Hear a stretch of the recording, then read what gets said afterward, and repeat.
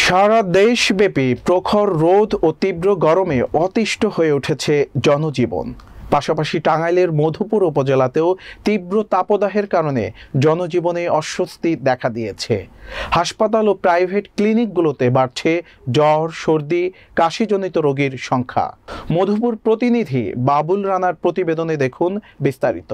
একটু প্রশান্তি ও শরীরকে সতেজ রাখার জন্য মানুষ যাচ্ছেন গাছের ছায়ায়।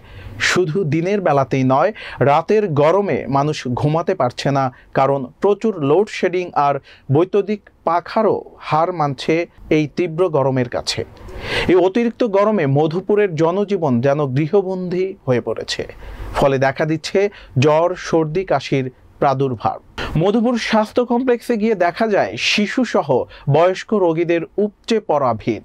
এদের অধিকাংশই অতিরিক্ত গরমের কারণে বিভিন্ন রোগে আক্রান্ত। এ বিষয়ে মধুপুর উপজেলা স্বাস্থ্য কমপ্লেক্সের মেডিকেল কর্মকর্তা ডাক্তার মোহাম্মদ ইমরান হোসেন জানান, বিগত কয়েকদিনে তীব্র গরমের কারণে রোগীর সংখ্যা প্রতিদিনই বেড়েই চলছে।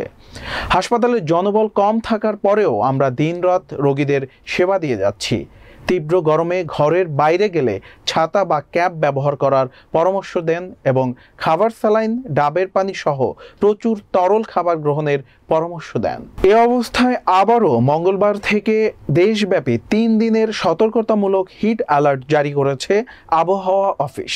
খাবার, স্যালাইন খাবে, পানি খাবে বেশি বেশি, মানে যাতে রোদে বাচ্চারা না যায়। টেম্পারেচার বেড়ে যাওয়ার কারণে রোগের প্রাদুর্ভাব এবং রোগীর সংখ্যাও দিন দিন বেড়ে যাচ্ছে আর কি, বিশেষ করে মধুপুরে। কারণ হলো আমাদের আগে যেরকম প্রায় 150-র মতো প্রতিদিন পেশেন্ট আসছে ইমার্জেন্সিতে, এখন দেখা যায় সেটা প্রায় 200 ক্রস করছে। আর বেশিরভাগই হলো যে হিট সিনকপ বা এই টাইপের টেম্পারেচার রিলেটেড যে জটিলতাগুলো, সেই রোগীগুলোই বেশি আসছে। তবে রোগীদের ক্ষেত্রে যেটা হলো, তারা যেন ঘরে থাকে, একদম প্রয়োজন ছাড়া যাতে বেড না হয় এবং নিয়মিত স্যালাইন, ডাবের পানি যদি সম্ভব হয় সেটা খায়।